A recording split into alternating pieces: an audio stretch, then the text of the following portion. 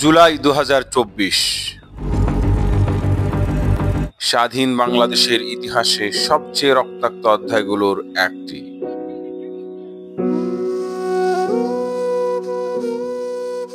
একটা জাতির দীর্ঘ নিস্তব্ধতাকে ভেঙে দিয়েছিল রক্ত, কান্না, বুলেটের শব্দ আর প্রতিরোধের চিৎকার।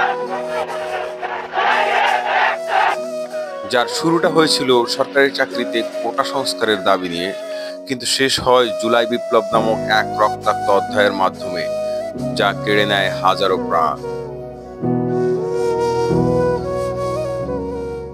কালবৃত্তের আজকের পর্বে আমরা জানাবো টানা ৩৬ দিনের সেই শ্বাসরুদ্ধকর ইতিহাস। কি ঘটেছিল সেই ৩৬ দিনে? এত বড় রক্তপাত কি অবশ্যম্ভাবী ছিল, নাকি এটা কারো সাময়িক উস্কানিমূলক ঘটনা?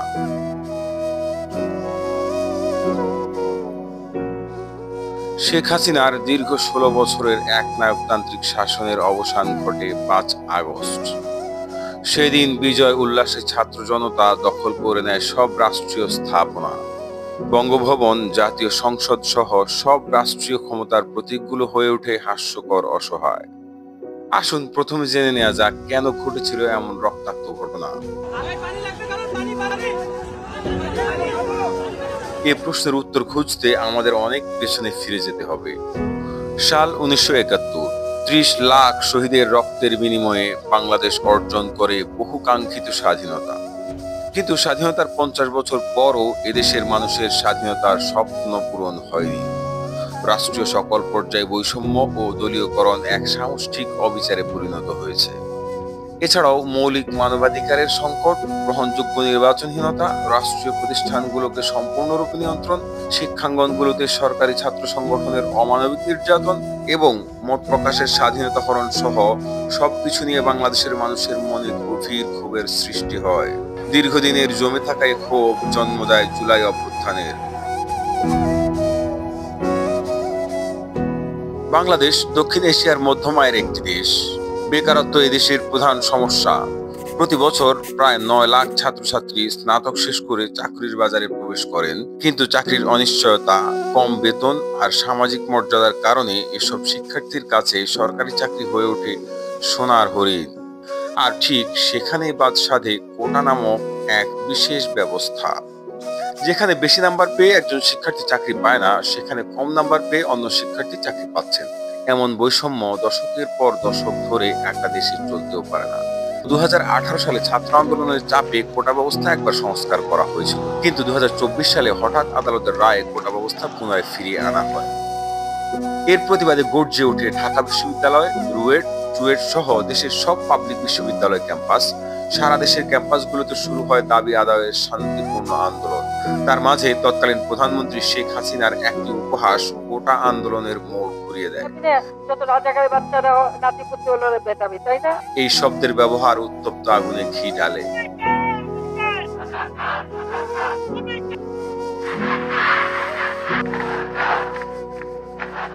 প্রতিবাদে মিছিল বের হলে ঢাকা বিশ্ববিদ্যালয়ের শিক্ষার্থীদের উপর হামলা করে ছাত্রলীগ। রক্তাক্ত হামলার ছবি ছড়িয়ে পড়ে সামাজিক যোগাযোগ মাধ্যমে। মানুষের মনে জমে থাকা ক্ষোভ আরো ঘনীভূত হতে থাকে। দেশের কম বেশি সকল বিশ্ববিদ্যালয় এর প্রতিবাদে মিছিল বের করে। মিছিলে রংপুরে পুলিশের গুলিতে আবু সাইদ নিহত হন।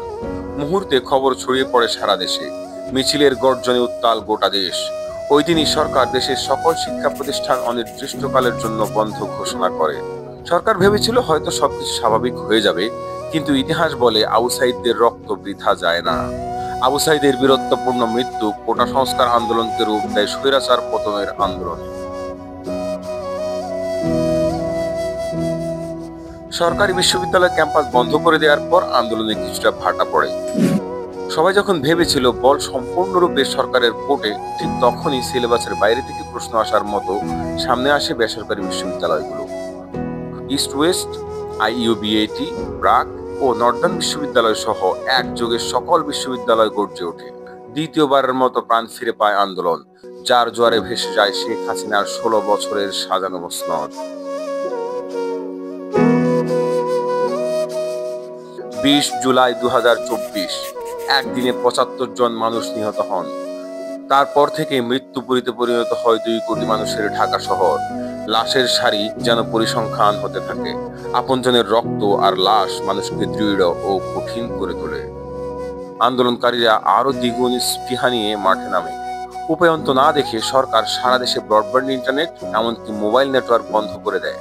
হঠাৎ ডিজিটাল অন্ধকারে হারিয়ে যায় 18 কোটি জনসংখ্যার একটি দেশ। সারা পৃথিবীর সাথে তার যোগাযোগ সম্পূর্ণরূপে বিচ্ছিন্ন হয়ে যায়। এত কিছুর পরও সরকার জনগণকে বিচ্ছিন্ন করতে ব্যর্থ হয়। ঢাকার বাইরে গাজীপুর, নারায়ণগঞ্জ, সাভার, টঙ্গী সহ সব জায়গায় বিক্ষোভের আগুন জ্বলতে থাকে। সিলেট, রাজশাহী ও খুলনায় ছড়িয়ে পড়ে প্রতিরোধ। এক একটি জেলা হয়ে ওঠে এক একটি দুর্গ। কিন্তু এই আগুন নিভিয়ে দিতে সর্বশক্তি নিয়ে মাঠে নামে সর্বগ্রাসী একনায়কতান্ত্রিক রাষ্ট্র ব্যবস্থা। হেলিকপ্টার থেকে ছাত্র জনতার উপর গুলি বর্ষণ করা হয়, অগণিত মামলা দায়ের করা হয় তাদের নামে, গ্রেপ্তার করা হয় হাজার হাজার শিক্ষার্থীকে। তাছাড়া বাংলাদেশের রাজনীতি ঐতিহাসিকভাবে ষড়যন্ত্র কবলিত। আন্দোলন বানচাল ও দমনের হীন কোনো চেষ্টা নাই যা শেখ হাসিনা সরকার করেনি। কখনো ছাত্রনেতাদের গুম করে, কখনো বা তাদের দিয়ে মিথ্যা বিবৃতি প্রকাশ করে, আবার কখনো চলমান ইস্যু ধামাচাপা দেওয়ার জন্য নতুন ইস্যু তৈরি করে ছেড়ে দেওয়া হতো বাজারে। তবুও কোনো কিছুতেই কোনো কুল কিনারা করতে পারে না সরকার। মরণ কামড় দেওয়ার জন্য তৈরি হয় সরকারের পেটুয়া বাহিনী, ছাত্রলীগ, হেলমেট বাহিনী এবং অতি উৎসাহী পুলিশ ও সামরিক বাহিনীর সদস্যরা। টানা ৩৬ দিনের লড়াইয়ে ক্ষয়ক্ষতির পরিমাণ এখনো সন্দেহাতীতভাবে নিরূপণ করা যায়নি। তবে ওএসসিআর এর মতে মৃত্যু সংখ্যা ১৪০০ আর আহত কমপক্ষে ২২,০০০। রক্ত, কান্না, স্বজনের আহাজারি, আহতদের চিৎকার, টিয়ারশেল, এমনকি সাবমেশিন গান সহ সবকিছু নিয়ে যুদ্ধংদেহী দেখা যায় রাষ্ট্রীয় বাহিনীগুলোকে। শেখ হাসিনা সরকার যখন অমানবিকতার সব সীমা অতিক্রম করে, ঠিক তখনই ৩ আগস্ট কেন্দ্রীয় শহীদ মিনার থেকে এক দফার ঘোষণা করা হয়, স্বৈরাচারের পদত্যাগ। তার ঠিক পরের দিন ৪ আগস্ট লাশের স্তূপ নতুন রেকর্ড স্পর্শ করে। সেদিন ১০০ জনেরও বেশি নিহত হন। গুলির শব্দ, আগুন, কান্না সবকিছু মিলে ঢাকার বাতাস ভারী হয়ে ওঠে। তাও রাস্তায় মানুষের উপস্থিতি বাড়তে থাকে। নারী, পুরুষ, জোয়ান, বৃদ্ধ, ছাত্র, শ্রমিক জনতা সবাই রাস্তায় নেমে আসে। যে জোয়ার রোখার সাধ্য কারণে হিন্দু, মুসলিম, বৌদ্ধ, খ্রিস্টান বা আদিবাসী সবার চোখে মুখে তখন একটাই দাবি, শেখ হাসিনার পদত্যাগ। সেদিন বাংলাদেশ প্রত্যক্ষ করে এক নবজাগরণের, যে জাগরণ আমাদের শিখায় কিভাবে হাতে হাত রেখে জুলুম, অন্যায় ও অবিচারের বিরুদ্ধে লড়াই করতে হয়। অবশেষে আসে ঐতিহাসিক মহেন্দ্রক্ষণ, ৫ আগস্ট ২০২৪। এক নতুন ইতিহাস রচিত হয়। অবশেষে দুর্দান্ত প্রতাপশালী শেখ হাসিনা পদত্যাগ করেন। অবসান ঘটে ১৬ বছরের সর্বগ্রাসী শেখ হাসিনার বাংলাদেশ অধ্যায়ের। সারা দেশে আনন্দ মিছিল বের হয়। দীর্ঘ আবদ্ধ পরিস্থিতি থেকে মুক্তির নিঃশ্বাস ফেলে বাংলাদেশের ১৮ কোটি মানুষ। এই অভ্যুত্থানে বাংলাদেশ হারিয়েছে তার অসংখ্য সূর্য সন্তান, যারা দেশের প্রয়োজনে জীবন উৎসর্গ করতে দ্বিধা করেনি।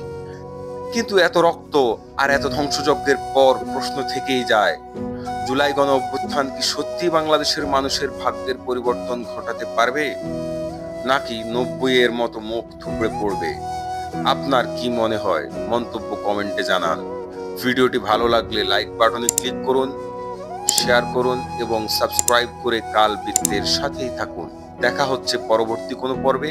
ততক্ষণ পর্যন্ত ভালো থাকবেন, সুস্থ থাকবেন।